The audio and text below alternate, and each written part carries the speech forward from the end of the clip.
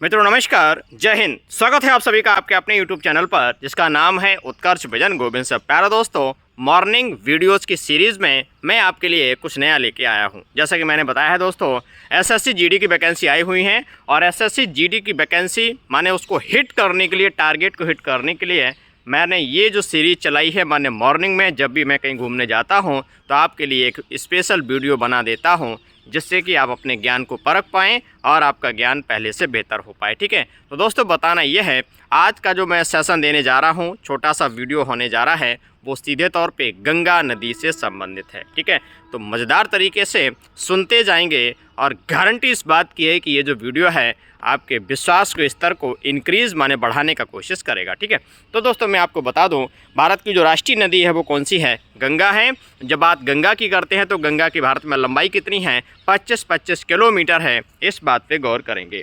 जब बात आती है गंगा की दोस्तों, तो गंगा भारत के 5 राज्यों से होकर के गुजरती है। पहला राज्य उत्तराखंड है, दूसरा है उत्तर प्रदेश, तीसरा है बिहार, चौथा है झारखंड और पांचवा है वेस्ट बंगाल। मैं पश्चिम बंगाल की बात कर रहा हूँ। यहाँ जानना जरूरी है कि सबसे ज़्यादा गंगा का जो प्रभाव है वो उत्तर प्रदेश में देखने को मिलता है और सबसे कम जो है वो झारखंड में देखने को मिलता है। इस बात पे गौर करेंगे। जब बात आती है गंगा की, तो गंगा उत्तर प्रदेश के 28 जिलों से होकर के बहती है। ये सवाल एग्जाम में आपसे कई बार पूछा गया है।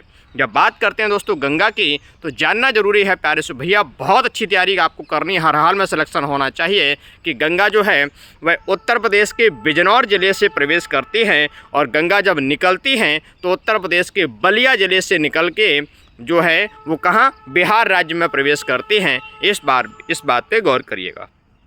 जब बात दोस्तों गंगा की आती है, तो गंगा पहली बार मैदानी क्षेत्र में प्रवेश कहाँ करती हैं प्यारे दोस्तों? तो गंगा पहली बार मैदानी क्षेत्र में जो प्रवेश करती हैं वो है प्यारे दोस्तों हरिद्वार में करती हैं, शिवालिक की पहाड़ियों को काटकर। इस बात पे गौर करेंगे।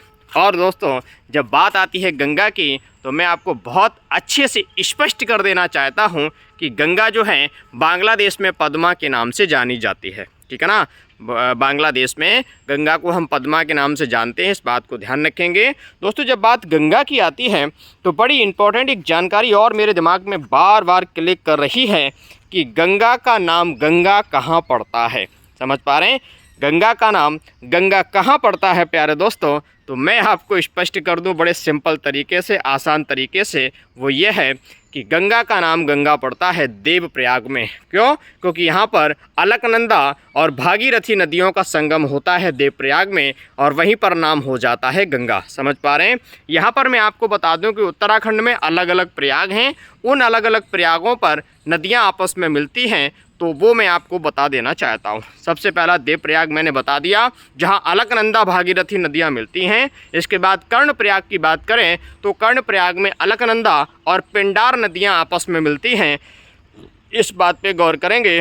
और यहीं पर बात आती है रुद्रप्रयाग, और जब बात रुद्रप्रयाग की बच्चों बात करते हैं तो अलकनंदा और मंदाकिनी नदियों का संगम होता है। इस बात पे गौर करेंगे। ठीक है ना। तो दोस्तों ये गंगा की ज़रूरी जानकारी मैं शेयर करता जा रहा हूँ। और गंगा नदी में पाई जाने वाली जो विशेष मछली होती है प्यारे दोस्तों, जिसको हम गंगा माने प्लेटेनिस्टा गैंगेटिका के रूप में जानते हैं, माने गंगा डॉल्फिन के रूप में जानते हैं प्यारे दोस्तों। और गंगा डॉल्फिन भारत का राष्ट्रीय जलीय जीव है। इस बात पे गौर करेंगे। मैं आपको स्पष्ट कर दूं कि दोस्तों 5 अक्टूबर को जो है मनाया जाता है बिहार सरकार के द्वारा डॉल्फिन दिवस। लेकिन जानकारी पता होनी चाहिए कि 2022 से परिवर्तन कर दिया गया भारत सरकार के द्वारा। अब पूरे ऑल ओवर इंडिया में राष्ट्रीय डॉल्फिन दिवस मनाया जाता है 5 अक्टूबर को। इस बात पे गौर करेंगे। मैं बात कर रहा हूँ डॉल्फिन की, चूँकि गंगा से कनेक्शन है इसलिए मैंने इस बात को आपके लिए लिया है। ठीक है, यहाँ दोस्तों मैं आपको स्पष्ट कर दूँ, जब बात आती है गंगा डॉल्फिन की तो इसको हम सूस के नाम से जानते हैं। ये बड़ी ज़रूरी बात आपके एग्ज़ाम के लिए। समझ पा रहे हैं? और जब बात दोस्तों आती है गंगा की, तो गंगा की एक बड़ी ही महत्वपूर्ण वितरिका है। और बात वितरिका की करें तो किसी नदी की वह जलधारा जो उस नदी से कट के अलग हो जाए और दोबारा उस नदी में ना मिले तो उसको हम वितरिका के रूप में जानते हैं। ठीक है ना। तो गंगा की महत्वपूर्ण वितरिका का नाम क्या है?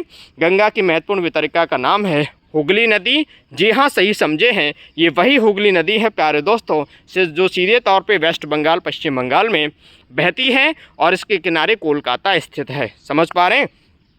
जब बात वितरिका की आ गई है तो चलते चलते बच्चों जैसी जानकारी बढ़िया सी दे देता हूं, क्योंकि आप हमारे बच्चे हैं, ढेर सारे बाल गोपाल हमारी तैयारी करते हैं। तो बच्चों बता दें, नदी व उसकी वितरिकाओं का देश किसे कहते हैं? आंसर आता है बांग्लादेश। ठीक है, तो दोस्तों ये होगी बड़ी ज़रूरी बात। मेरा प्रयास आपको कैसा लगा कमेंट करके ज़रूर बताइएगा।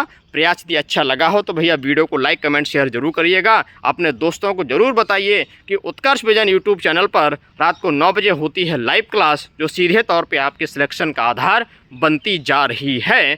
तो क्योंकि ये बात मैं नहीं कह रहा हूँ, ये बात आप जब नीचे लाइव क्लास में कमेंट करके बताते हैं कि सर मेरा एयरफोर्स में सिलेक्शन हो गया, मेरा एसएससी सीजीएल क्वालिफाई हो गया, अलग अलग एग्ज़ाम क्वालिफाई हो गए, तो विश्वास मानिए पैसा वसूल होने वाली बात है। माने एक टीचर के लिए इससे बड़ी खुशी की वजह कुछ नहीं हो सकती कि हमारे बच्चे जो हैं वो कामयाबी के शिखर पे आगे बढ़ते जा रहे हैं। ठीक है, तो चलिए मिलते हैं अगले वीडियो में, तब तक के लिए शुक्रिया, थैंक यू, जय हिंद। लेकिन हाँ, उत्कर्ष विजन फेसबुक पेज मैंने बनाया हुआ है, लिंक डिस्क्रिप्शन में मैंने दे दी है आपको। दोस्तों वो जो आपको क्या करना है, आपको वो फॉलो करना है, और इंस्टाग्राम टेलीग्राम भी मैंने बना रखे हैं उत्कर्ष विजन के नाम से, आप उसको ज़रूर फॉलो कर लेंगे। ठीक है, तो चलिए बहुत बहुत शुक्रिया, थैंक यू, जय हिंद।